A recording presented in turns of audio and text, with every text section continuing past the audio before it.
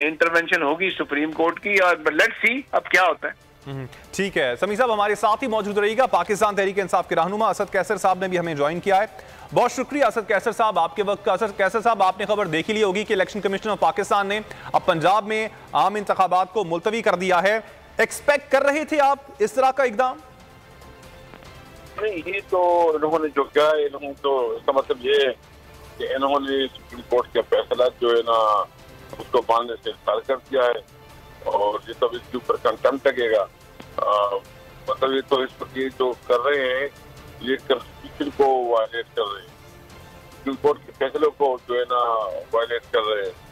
तो election commission ने किस कानून के तहत ये किया है मुझे समझ नहीं है। इस वक्त अमलन मुल्क में मार्शल लॉ है, मुल्क में जो कोई कानून और आइन नहीं है, मुल्क बगैर आइन के चल रहा है।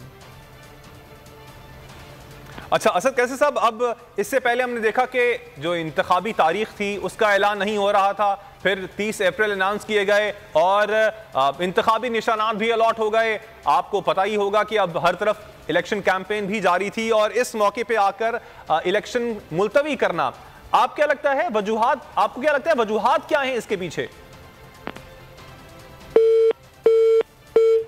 असद कैसर साहब से एक बार फिर से रब्ता करने की कोशिश करेंगे। समी इब्राहिम साहब, यही सवाल आपके सामने रखूंगा। आपने देखा सब कुछ आपके सामने है कि किस तरह इंतखाबी तारीख का पहले ऐलान नहीं हो